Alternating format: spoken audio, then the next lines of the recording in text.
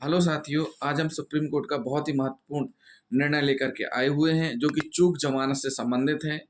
तो चूक जमानत के बारे में हम इस वीडियो में आपको बताएंगे।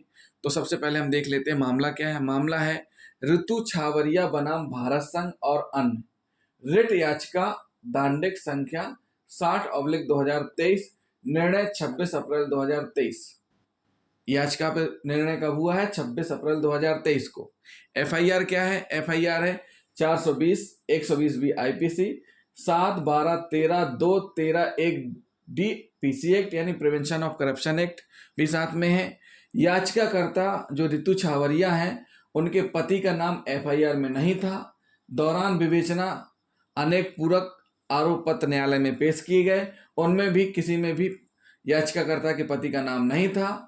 इस बीच सीबीआई इन्वेस्टिगेशन कर रही थी। सीबीआई के इन्वेस्टिगेशन ऑफिसर बदले गए, नए इन्वेस्टिगेशन ऑफिसर आए, उनके पास केस आया। उनके द्वारा याचिकाकर्ता के पति को 28/4/22 को गिरफ्तार कर लिया गया और जो कि चूक जमानत पर रिहा होना चाहिए, उनको चूक जमानत पर रिहा नहीं किया गया। हाई कोर्ट में आवेदन प्रस्तुत किया गया 37424/2023 को। हाई कोर्ट ने आदेश दिया 20/2/2023 को अभियुक्त पति को अंतरिम जमानत प्रदान की थी, किंतु अन्य पूरक आरोप पत्र के आधार पर चूक जमानत प्रदान नहीं की थी। तो सबसे पहले हम जान लेते हैं साथियों चूक जमानत क्या है।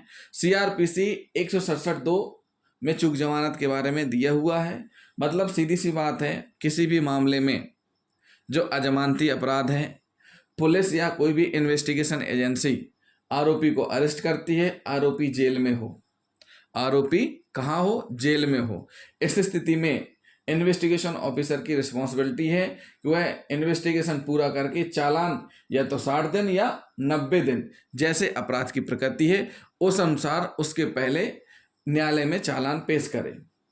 अगर इस अवधि में 60 और 90 दिन की अवधि में चालान न पेश कर पाने में न्यायालय आरोपी को छोड़ेगा, यानी कि 167(2) सीआरपीसी के तहत चूक जमानत में छोड़ दिया जाएगा। एक बार फिर से हम आपको समझा देते हैं चूक जमानत होती क्या है। जब आरोपी जेल में हो, जिसे अजमानती अपराध में गिरफ्तार किया गया हो, इस बीच इन्वेस्टिगेशन ऑफिसर की जिम्मेदारी रहती है कि विवेचना पूर्ण करके चालान 60 दिन या 90 दिन, जो भी ड्यूरेशन है उस अपराध की स्थिति के अनुसार न्यायालय में पेश करे चालान। अगर इस अवधि के दौरान 60 और 90 दिन की अवधि के दौरान इन्वेस्टिगेशन ऑफिसर चालान पेश नहीं कर पाता है, उस स्थिति में न्यायालय आरोपी को छोड़ देगा, यानी कि न्यायालय आरोपी को चूक जमानत पे रिहा कर देगा। तो ये होती है चूक जमानत इन डिफॉल्ट बेल। तो माननीय न्यायालय ने इस संबंध में क्या कहा है वो हम आपको बता देते हैं। माननीय सुप्रीम कोर्ट ने क्या कहा है इसमें? माननीय सुप्रीम कोर्ट ने कहा है कि सीआरपीसी की धारा 167(2) के अंतर्गत सांविधिक चूक जमानत का उपचार भारत के संविधान के अनुच्छेद 21 से सीधे निश्चित एक मूल अधिकार है। ऐसे किसी अधिकार का उल्लंघन संविधान के अनुच्छेद 32 के अंतर्गत विचार को सीधे आकर्षित करता है। यानी कि सीधी सी बात है, 167(2) के अंतर्गत बताया गया है कि चूक जमानत पर छोड़ना आरोपी अभियुक्त का अनुच्छेद 21 के अंतर्गत निश्चित एक मूल अधिकार है। अगर इस अधिकार का उल्लंघन होता है तो ये माना जाएगा कि अनुच्छेद 32 के अंतर्गत दिए गए अधिकार का उपचार का उल्लंघन है।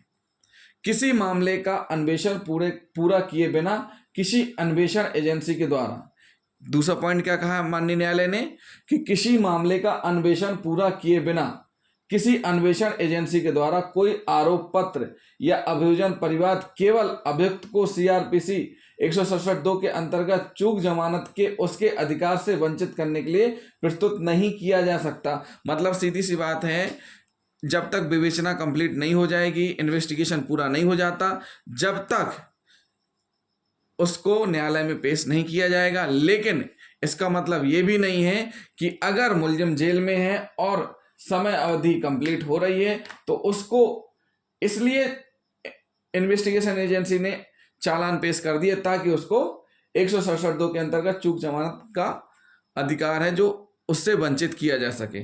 तो सीधी सी बात है, इसमें कहा गया है कि किसी भी मामले का अन्वेषण पूरा किए बिना, मतलब बिना अन्वेषण पूरे किए बिना चालान या परिवाद न्यायालय में पेश नहीं किया जा सकता है। यदि किसी अन्वेषण एजेंसी के द्वारा पहले अन्वेषण को पूरा किए बिना ऐसा कोई आरोप पत्र प्रस्तुत किया जाता है तो यह सीआरपीसी की धारा 167(2) के अंतर्गत चूक जमानत के अधिकार को समाप्त नहीं करेगा। लेकिन साथ ही साथ ये भी कहा गया है कि अगर इन्वेस्टिगेशन एजेंसी जो भी हैं उनके द्वारा अन्वेषण को पूरा किए बिना, मतलब जो भी इन्वेस्टिगेशन चल रहा है जिसमें उस व्यक्ति अभियुक्त को गिरफ्तार किया गया है, वो पूरा किए बगैर आरोप पत्र अगर न्यायालय में प्रस्तुत किया जाता है तो 167(2) के अंतर्गत चूक जमानत के अधिकार को समाप्त नहीं किया जा सकता। इस तरीके से ऐसे मामले में विचारण न्यायालय किसी अभियुक्त व्यक्ति का रिमांड अधिकतम कथित अवधि के बाद गिरफ्तार व्यक्ति को चूक जमानत का प्रस्ताव किए बिना जारी नहीं रख सकता। मतलब सीधी सी बात है, इसमें कहा गया है, क्या कहा गया है कि ऐसे मामले में विचारण न्यायालय किसी अभियुक्त व्यक्ति का रिमांड अधिकतम कथित अवधि के बाद गिरफ्तार व्यक्ति को चूक जमानत का प्रस्ताव किए बिना जारी नहीं रख सकता। अगर समय अवधि में जो समय डिसाइड है चालान पेश करने का 60 और 90 दिन, इस बीच में अगर विवेचना कंप्लीट करके चालान न्यायालय में पेश नहीं होता है तो उस स्थिति में क्या करना है, न्यायालय को चूक जमानत पर रिहा कर देना है, ना कि रिमांड अवधि जारी रखना है, जो कि रिमांड अवधि अधिकतम 15 दिन की होती है।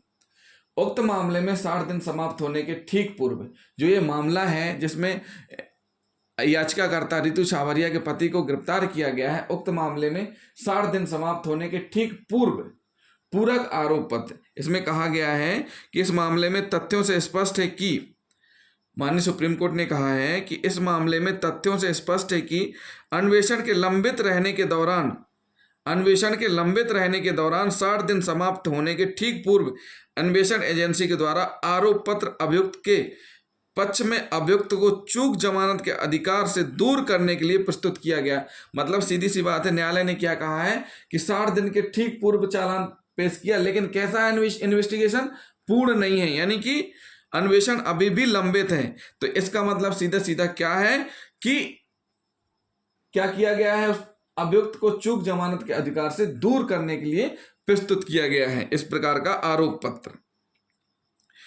इस तथ्यात्मक स्थिति की विचारण न्यायालय के द्वारा ध्यान नहीं दिया गया। इस तथ्यात्मक जो स्थिति है, जो विचारण न्यायालय है उसके द्वारा ध्यान नहीं दिया गया इस मामले में, और अभियुक्त को चूक जमानत का प्रस्ताव किए बिना विचारण न्यायालय ने तकनीकी रूप से अन्वेषण एजेंसी के द्वारा प्रस्तुत अपूर्ण आरोप पत्र को स्वीकार किया है। सुप्रीम कोर्ट ने क्या कहा है कि विचारण न्यायालय ने अपूर्ण आरोप पत्र को स्वीकार किया है, तकनीकी रूप से अन्वेषण एजेंसी के द्वारा प्रस्तुत अपूर्ण आरोप पत्र को स्वीकार किया है और पुनः निर्दिष्ट अधिकतम अवधि के बाद भी अभियुक्त का रिमांड जारी रखा है। साथ ही साथ जो अधिकतम अवधि है 60 या 90 दिन, उससे इसमें इस मामले में 60 दिन है, उससे ज़्यादा भी जारी रखा है।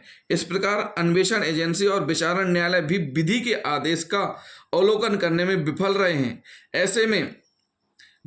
ऐसे तरीके में कार्य किया जो प्रत्यक्षता मनमाना पूर्ण और अभियुक्त के प्रत्याभूत मूल अधिकारों के उल्लंघन में था। फिर कहा है माननीय न्यायालय ने कि सीआरपीसी की धारा 167(2) के अंतर्गत चूक जमानत का अधिकार न केवल एक सांविधिक अधिकार है, अपितु भारत के संविधान के अनुच्छेद 21 से निश्चित एक मूल अधिकार भी है। तदनुसार अभियुक्त को प्रदत्त अंतरिम जमानत को निरपेक्ष बनाया जाता है। इस प्रकार निस्तारण इस याचिका का किया गया। साथ ही साथ इस संबंध में मार्गदर्शन दिया है माननीय सुप्रीम कोर्ट ने भारत संघ बनाम थॉमस आरसी और अन्य 1995 4 SCC 190 एनडीपीएस एक्ट के अंतर्गत मामले में यदि नियत समय के भीतर अन्वेषण पूरा नहीं किया गया और न ही आरोप पत्र प्रस्तुत किया गया, तब अभियुक्त को चूक जमानत प्रदान करने से इनकार करना भारत के संविधान के अनुच्छेद 21 के अंतर्गत अभियुक्त के अधिकार का उल्लंघन होता है। सत्येंद्र कुमार अंतिल बनाम सीबीआई और एक अन्य में 2021 10 SCC 773 धारा 167(2) को वर्ष 1978 में अंतर स्थापित किया गया, जिसमें अन्वेषण पूरा करने की अधिकतम अवधि नियत किया गया है। यथास्थिति 90 अथवा 60 दिन है, जिसका उद्देश्य शीघ्र अन्वेषण और उचित विचारण सुनिश्चित करना है।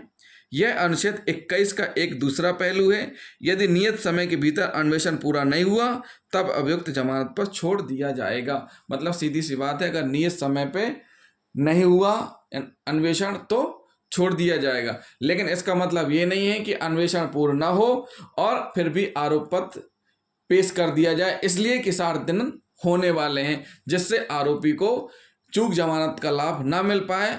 उसका अधिकार है चूक जमानत प्राप्त करने का, उसके अधिकार का उल्लंघन हो। तो इस स्थिति में माननीय सुप्रीम कोर्ट ने बहुत ही महत्वपूर्ण निर्णय दिया है। तो जिन साथियों ने अभी तक हमारा चैनल सब्सक्राइब नहीं किया है तो हमारे चैनल को सब्सक्राइब कर लें और वीडियो को शेयर और कमेंट करना, लाइक करना ना भूलें। साथियों, हमने चूक जमानत के बारे में आपको स्पष्ट कर दिया है। अगर चूक जमानत के बारे में आपको समझ में नहीं आया है तो आप कमेंट करके हमको बता सकते हैं, हम फिर से आपको समझाने की कोशिश करेंगे। थैंक यू दोस्तों।